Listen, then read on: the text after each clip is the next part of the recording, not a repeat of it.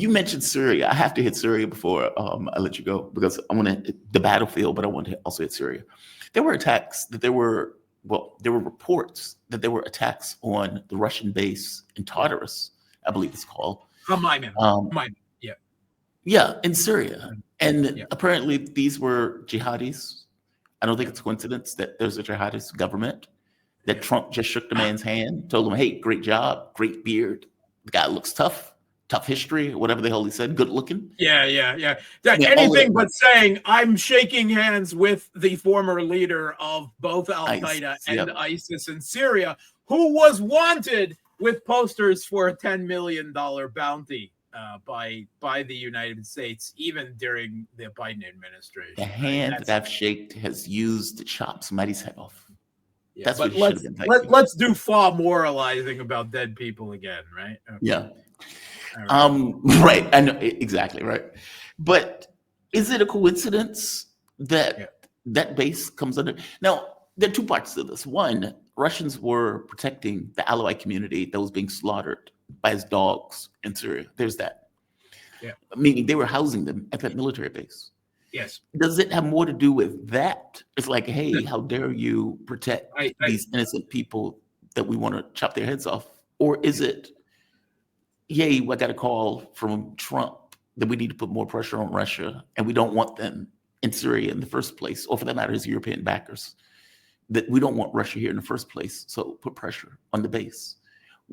I mean, granted, there's no way, you can know as a flat fact. But where does your mind go when you're seeing something like this? Because it's a bit random that they're just all of a sudden hitting a Russian base.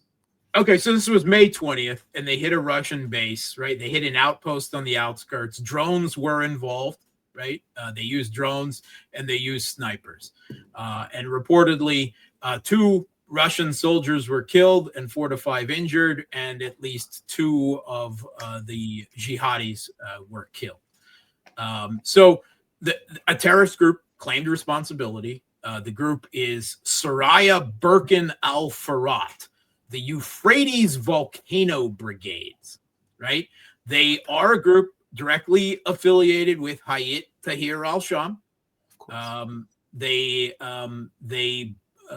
2 killed were reported former members of Hayat Tahrir al-Sham, right? Hayat Tahrir al-Sham is just Al-Qaeda rebranded, right? When it came to dominate the entirety of the jihadi forces that for years were holding out in northern Idlib, right, and then were brought in and took over Syria with Turkish and Western help. Right. So both of them were part of Hayat, and the new leader is the new, warlord of Syria is the terrorist warlord. Al-Julani was the leader of Hayat Tahrir al-Sham, right? So both of the 2 were killed, were members of Hayat Tahrir al-Sham's special unit known as the Red Bands, right? Some type of elite jihadi special forces, right? So what do we know there? All right. So first of all, obviously it is extremely unlikely that this is some rogue element that was acting without Julani's knowledge and permission. I mean, that's the same thing he claimed as the jihadis, ethnically cleanse and commit genocide, killing hundreds, if not thousands, of Alawites and Syrian Christians on the coast over the last couple of months, right? That which has resulted in all of these refugees hiding and still, being protected within the Russian base there. So, is this a change in position from Erdogan, right? Because Erdogan seems, by all accounts, to have previously wanted Russia to remain there, right? That's possible. I don't know that, right? I think that is probably the less likely position. Oh, Mark, I didn't even think of that. Please. Is it Julani simply no longer agreeing with Erdogan, right? Because he's Erdogan's proxy, Al-Qaeda is his proxy now governing Syria, but eventually, he's going to have his own desires, right, and plans that may conflict with Erdogan. Or is this the British or the Americans, right? Or a far outside possibility, the Israelis, I guess. I don't think it was the Israelis. I think they also have an interest actually now in Russia remaining in bases there. So I think it's entirely possible that this is British or U.S. intelligence, right? Pushing some members of Giuliani's, pushing Giuliani to send a further signal, a further poke at the Russians. I think that's a distinct possibility. We don't know for sure, right? Yeah. But I mean, I find it very unlikely that Giuliani did not know, or did not at the very least green light. And then you just have to ask, well, then who's behind Giuliani in this particular situation? Is it Erdogan? I think is an outside possibility, or is it more likely the British or the Americans? And I got to be perfectly honest. I think Russia should pull out of these bases. I think they should have already done so, right? You just can't possibly, whatever advantages they have signals intelligence wise from radars or whatever in these bases, and the ability to use them as air bases and naval bases at Tartus, I think is outweighed by the fact of them existing in an essentially an Islamic State, an Al Qaeda, former ISIS, new Islamic State where Syria used to be. I think you can't maintain it. Now, I do think that the Russian government should evacuate all of the Syrian Alawites and Christians and others, right? Other minorities, other people, even if they're Sunnis and they're not Islamists, anyone who wants to get out and not face the genocide that is still raging outside of Russia's military bases in Syria, they should get them out, they should evacuate them, and they should provide them all with Russian citizenship. That is my personal belief. Is Moscow willing to do that, though? Obviously, there's diplomatic concerns, but I think we will, at the very least, see some type of eased or expedited citizenship at some point down the line. It's possible that it's already happening now, but if they got Assad and his family out, well, then they can extend that help a little bit to the Syrian people who were left behind when Assad fled the country with Al Qaeda's takeover. That's my personal opinion, very strongly held. And it's already a diplomatic kerfuffle because they want Assad back to effectively execute him. And Russia says no. So I feel you. I guess my thought is, I agree with you on this, by the way. I agree with you. If they leave those people there, those people are going to be slaughtered. Full stop.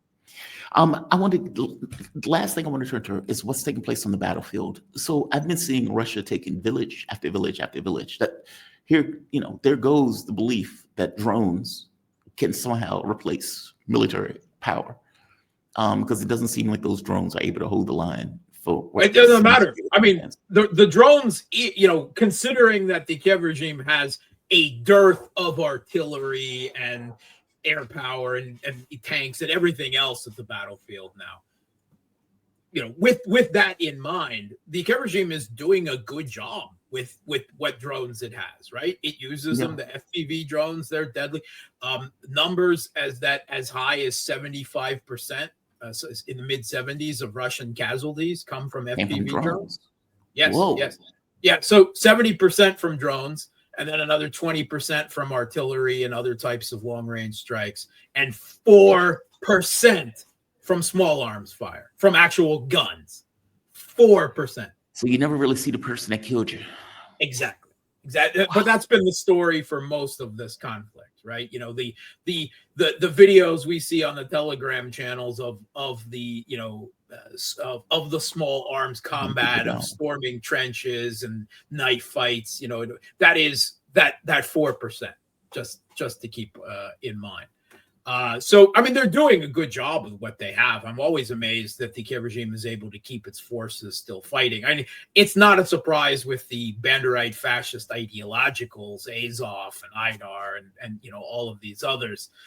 There's too numerous to name, but there's a large number of conscripts, right, with no training, just able to hold trenches and they're still able, to keep all of their forces from crumbling all the time, and that's always amazing to me. So they're doing a good job.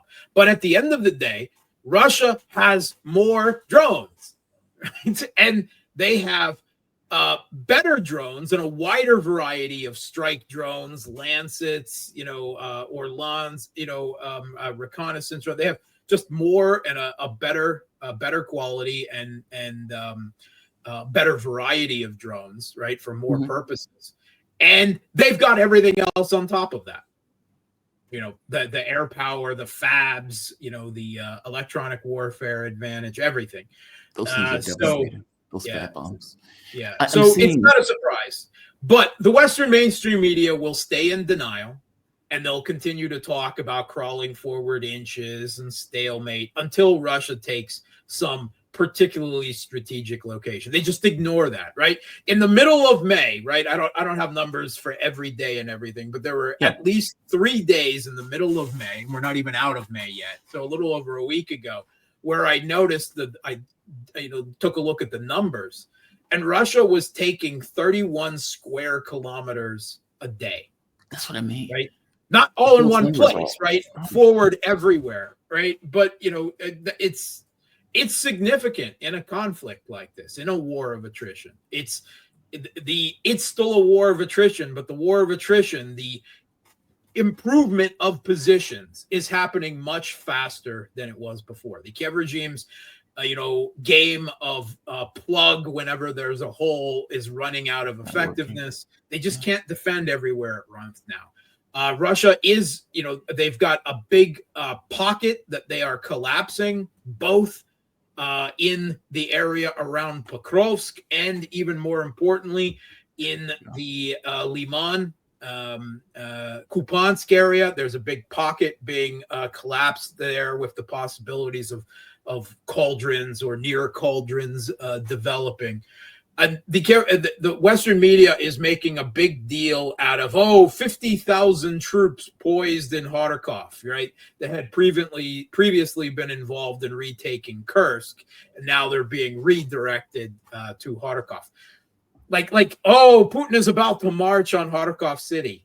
No, 50,000 troops. You need, at the very minimum, 200, 300, more troops, 100,000 troops, right, to take a city, right? And Kharkov is Ukraine's second largest city, right? So 50,000 troops, no. Now, it's possible that is a preparatory force, and if the Kiev regime doesn't rush significant amounts of reinforces, and Russia senses a weakness, that then there will be a surge, and that 50,000 will quickly climb. But we'll see that happen. That won't be. We'll hear about that. That won't be something. But right now, no. Russia is not threatening to take Kharkov. They're just improving their positions. Putin announced, right, and he's announced buffer zone before, but now he's deadly serious, right? A buffer zone on the other side of Bryansk, Kursk, and Bryansk, Kursk, and Belgorod regions, which approximates to Sumy, Chornigov, and Kharkov region. So that is what is going on right now. Now, is it just going to be a buffer zone? Well, for now, right? But again, as things happen, right? If you'll notice that the Russian diplomats, Medinsky, etc., by multiple accounts now, both Russian and Ukrainian, said, well, if you don't agree to evacuate these 4 regions now, then it will be 5. And then they said, no, it was 8. Well, if you take 5 and you add Kharkov and Sumy and Chornigov to that, well, then that's 8. Without even counting Odessa, Nikolaev, and Dnipropetrovsk. And by the way, Russia has passed into, over the last week, pretty much definitively into the Dnipropetrovsk region, right? They crossed the border into Dnipropetrovsk, raised some flags, nothing, big yet, but that's entering steppe area there, which is not as, far harder to defend from an opponent that has air power and long range advantages like Russia does than the tight urban agglomerations and hilly forested areas of the Donbass. So that will be another area that Russia will be expanding into now much faster. So that is the front. Everywhere along the front, Russia is advancing. There really is nowhere along the front that they're not advancing. They've supposedly, in the past 2 weeks, even crossed the Dnieper in hundreds of small boats, and are, whether that is a pressure campaign, right, simply to force the Kiev regime to keep some troops there to spread them out even thinner. Again, everything depends. Everything is fluid, right? It's hard to have strategic surprise when both sides have 24/7 satellite and drone reconnaissance. So the way you get around that is by keeping your forces fluid, right? So that whenever there is a weakness, you could rapidly surge them into an area, which means you don't make one offensive plan. You make 5 of them and maybe end up using 2 of them, depending on how things develop, a large part what your opponent does on the ground, right? When you're looking for those holes. And the key to that is 2 things. One, having enough manpower, which Russia obviously has now. And 2, having an extremely developed logistics system that can move the equipment, the fuel, the munitions, everything that's needed then for a rapid movement of troops in that direction. And Russia has that as well. So that is what, that is the future of warfare. That is how you, for the moment, get around 24/7 satellite surveillance, where surprise is, certainly at the strategic level, even at the tactical level, becomes very difficult, is by keeping your forces, it sounds almost like something Sun Tzu would say, but keep them like water, keep them fluid, able to flow wherever, there is a proverbial hole in the dam in which to surge into. Yeah, there's no other way to do it. I mean, everybody can see what you're doing. You put 10 troops together, everybody already knows. And immediately get hit by drones and other forms of long-range strikes on either side. That's why everything is so much small. When there's large armies, but there's actually usually very small numbers of actual infantry, or combat forces along the front lines actually engaged in what you would consider close quarters combat. Very small numbers. Why? Because any concentration of troops can be hit by the drones and the long range strikes. But wouldn't that be true for infantry also? Not infantry, I'm sorry. Or artillery?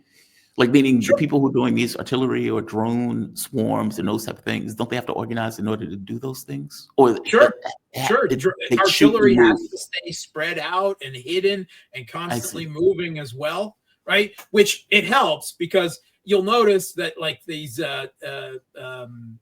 American provided howitzers, the 777s and everything, they're towed, which makes them incredibly less efficient in this type of combat, where the vast majority of the Russian artillery pieces are self-propelled, which enables them to move around quite a bit, to a higher, significant higher degrure. So, mobility of horses, like in the old days, or being by trucks? By trucks. Yeah, okay. Not horses. Yeah, but by the way, both sides. You've seen probably headlines of the Western media. Oh, Putin's completely out of tanks and is vehicles and is using donkeys, or he's so out of tanks they're using motorcycles. And then I just saw the reports this week. Right? These are specific uses where these work better in the modern circumstances, in specific locations, in specific purposes. And then the headlines. Oh, the Kiev regime has a new innovative unit using motorcycles, and they're reinventing old forms of combat and have come up with the logical leap of using donkeys in certain types of hilly terrain and forested areas to get supplies in and everything like this. And I know the media is such a whore. It's such a whore, right? Yeah. Again, it's the our glorious leader, their evil, dictatorial, whatever, our glorious, self-sacrificing, heroic armed forces, their evil, incompetent, brutal, terrorizing orcs, it's the same thing again and again and again. The way we talk about it. I mean, it's just the way our media works. I mean, it's taken me a while to get used to it. Yeah, you have to read it, right? If you're a journalist, an analyst, but the goal is to filter it and to filter out all of that noise and look for the kernels of admissions of truth, or finally admissions of truth, that you can find in it and use to construct not just an argument, but a full picture of what is going on, right? Sumy and Chatsworth Yar. So, from my understanding, Chatsworth Yar is nearly taken in its entirety. Sumy. Yeah, well, I mean, they've been saying that for months now. So, and it is more true than it was months ago. But don't expect Chatsworth Yar to be completely taken. Much like Tourette's, the Kiev regime will continue to be throwing counterattacks to try to hold and retake it and obscure the issue of exactly how much they've been driven out of so long. But my understanding from credible reports is that the center of Chatsworth Yar was taken a week ago, the Citadel area, the high-rise section, but it's still not 100%, right? Still fighting. And they will always surge counterattacks in to avoid those narrative headlines of Chatsworth Yar falling, to obscure the issue for as long as possible. They don't mind sacrificing people's lives just for that political purpose. They have done it continually. They will continue to do it. Sumy, that seems to be also being pressured at this point. I mean, the soldiers that were coming out of Kursk seem to have started to bank around Sumy with the idea of potentially going after Sumy city. Do you see that taking place? I mean, because this is the buffer zone, right? And that's all right. So first it's going to be a buffer zone, right? And important, staging areas for the Kiev regime, like Yanakivka and other cities, towns there will be the targets right now. Is somewhere down the line, might Sumy city itself, the capital city of the Sumy region, be targeted? Yes, at some point down the line. That point is not now. That point is not. Buffer zones often need buffer zones. Buffer zones can turn into many other things, right? But they're not right now. Now they are improving of positions, right? They are creating a buffer zone. It has to be. One of the things that escapes notice, it's not just about the incursions and the raids into Belgorod and Kursk and Bryansk. It is also, if you take a look at the distances involved in these long-range drone strikes, it is principally out of a salient region in Sumy, from which the majority of these long-range strikes capable of reaching Moscow and that far into Russia are being launched from. So it's not just to create a buffer on the ground, but it's also to create a buffer against drones and other potential long-range strikes. This is what Lavrov said, right? That's why they're so hot on it right now after the drone attacks, however ineffectively, that reached, Moscow and the like. It's to push them back out of drone. And the problem with that is drone range is always improving. I mean, that's been a continuance, throughout the course of this conflict. But always good to make it as hard as possible for them, in that eventuality. Yeah. Mark, man, you are fantastic. Thank you for this. I mean, great breakdown. But you always give great breakdowns, and the audience at this point have come to expect a great breakdown for you whenever you come on. And we have a damn good crowd. We have over 1,300 people here today. Well, I'm going to have to change my tactics and come on and say, oh, we're going to win in 2 months. It's all but over next time I come on or something like that. It's all end game. No, you have been practical. You've explained the stuff very well. You've been right most of the time. So no, man, I've appreciated you, and the audience appreciates you. When I say damn good analyst or one of the best in the business, I mean it. Mark Sleboda, he's an international relations and security analyst. You can follow Mark on Twitter at Mark Sleboda1. Check him out on the Substack. Definitely check that out. Has that come out yet? This week. We have a few things to iron out, but it will be out this week. And Jamaro, may I just say that entirely undue flattery will get you everywhere. It is more than due. Look, my mom can tell you I don't say this stuff if I don't mean it. I will just say nothing. In this case, I actually do mean it. Your analysis has been spot on. And this goes back for 3 years, and me covering this for 3 years. And so it's not like I'm popping in with you every, 11 years. 8 months. Yeah. 11 years. We've been covering this for 11 years, Jamaro. It's been 11 years. Wait a minute. Well, I was at the radio station for 5. Yeah, I guess it's been 8, around 2014. I've been talking about this since 2014. Oh, wow. Fair enough. I guess, but that makes my point even more so. You've been consistent over the course of all of those years, which is 90s, as you say. Some people have been screaming that the war's supposed to be over 2 years. Hey, 3 years ago. Every side needs cheerleaders too. So I mean, we can have a laugh, but cheerleaders, I've heard someone tell me in comments before, when we want to find out what's really going on the ground, I look to you or Brian Berletic or some other people like that, and I turn to some other people when I want to feel good. Mark, man, that is useful too. That is useful too. We got to have. Yeah, you need your cheerleaders, I suppose. I just want I just want the reality of what's happening. Like a clear eye is better than a jaded eye, even if it's not seeing the greatest of things. Right? I want to know the bus is coming. Yeah. Thank you, my man. You be safe, Mark. Have a good one. Okay. Cheers. All right, Mark Sleboda, my man. All of the flattery is due from my point of view. He has been consistent. If you look over the course of all of these interviews, oh, Jesus, goes back. I started in 2020. We're in 2025. So, yeah, for the last 5-6 years,